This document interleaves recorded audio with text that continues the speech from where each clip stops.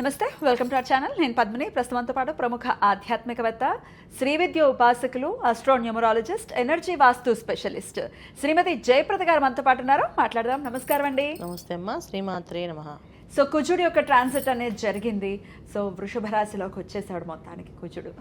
45 రోజుల పాటు ఉండేటటువంటి ఈ కుజుడు ద్వాదశ రాశులకి కూడా ఎటువంటి ఫలితాలను ఇవ్వబోతున్నాడు. అలాగే జూలై మాసం ఓవరాల్గా అంటే సూర్యుడు మారుతాడు, శుక్రుడు మారుతాడు, గ్రహాలు కొన్ని అంటే ఫాస్ట్ మూవింగ్ గ్రహాలు మారుతూనే ఉంటాయి. కాబట్టి ఈ జూలై మాసంలో ద్వాదశ రాశులకి ఎలా ఉంటుందో మీ ద్వారా తెలుసుకోవాలనుకుంటున్నానండి, చెప్తారా?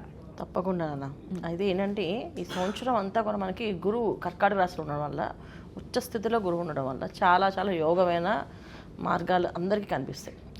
చాలా విషయాలు అంటే విజయాలు సాధించాలనుకునే వాళ్ళకి అందరికీ బాగుంటాయి. అయితే ఇలా వృషభ రాశిలో కుజుడు రావడం వల్ల ఇంకొంచెం ఫాస్ట్గా వెళ్ళే అవకాశాలు, ఫాస్ట్గా మూవ్ అయ్యే అవకాశాలు, కొన్ని రాశుల వాళ్ళకి అత్యంత అదృష్టాన్ని తీసుకొచ్చే అవకాశం కుజుడు వల్ల జరుగుతుంది. బ్యూటిఫుల్. అది ఎలాగో తెలుసుకుందాం. గోచారం చెప్పండి, ఎన్నాళ్ళు ఉంటాడు, అలాగే ఇట్లా.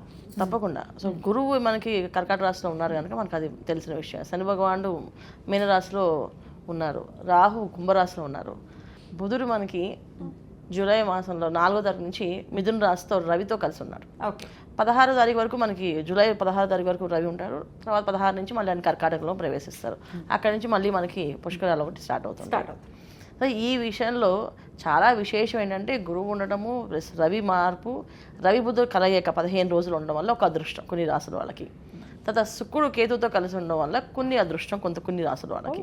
శుక్రుడు కొనే ఈసారి మనకి మంచి ఫలితాలు ఇస్తున్నాడు. అలాగే బుధుడు మంచి ఫలితాలు ఇస్తున్నాడు, కుజుడు మంచి ఫలితాలు ఇస్తారు. ఇప్పుడు మాస ఫలితాల్లో మనకి మాక్సిమము 4 గ్రహాలు ఎప్పుడు యోగించవు.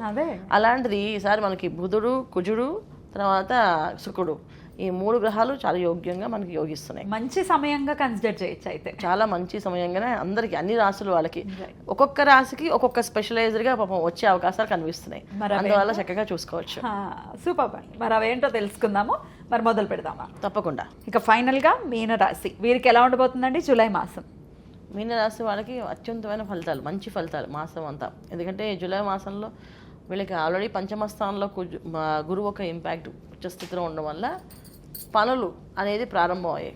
మంచి మంచి కార్యక్రమాలు అంటే మంచి వ్యాపారం చేసే వాళ్ళకి వ్యాపారంలో అభివృద్ధి రావడము, ఉద్యోగాల్లో ప్రమోషన్స్ రావడము, విద్యార్థులకి మంచి ర్యాంకులతో వాళ్ళు పాస్ అవ్వడము, ఉన్నతమైన స్థానాలకు వెళ్ళడము, విదేశీ ప్రయాణాలు చేసే వాళ్ళకి విదేశాల్లో వాళ్ళకి అనుకున్న విధంగా జరిగే అవకాశాలు జరగడము, ఇవన్నీ కూడా మీనరాశి వాళ్ళకి బాగున్నాయి.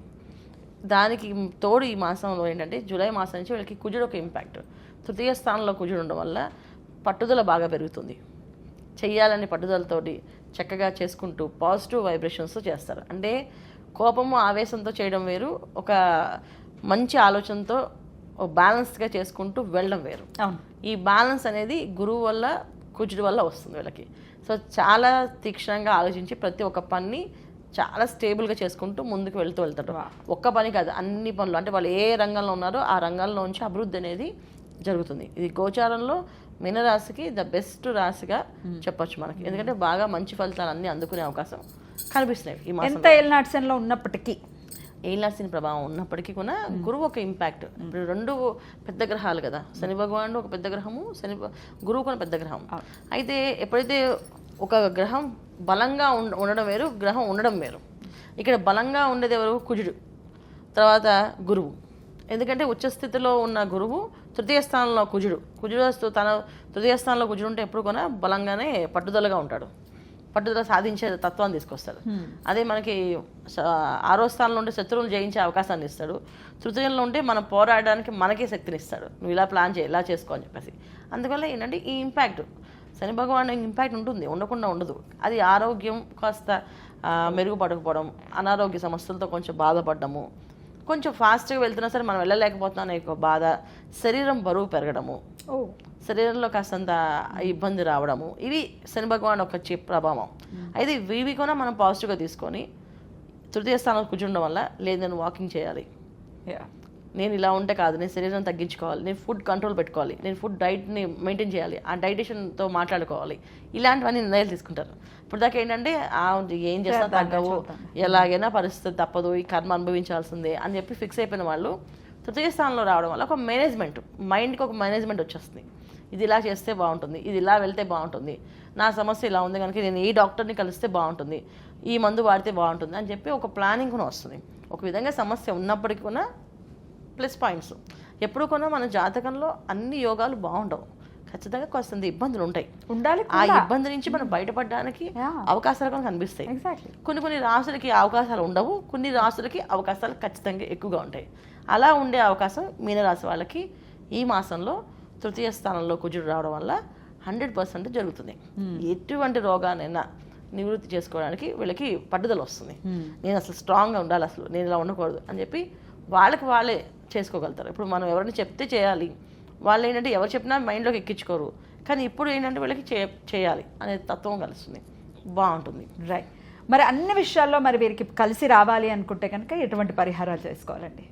వీళ్ళ మాసం అంతా ఏంటంటే శని భగవాన్ యొక్క అనుగ్రహం కోసం హనుమాన్ చాలీసా చదవడము, శని త్రయోదశి రోజున శని భగవాన్ దగ్గర తైలాభిషేకం పూజ చేయించడము, ప్రతి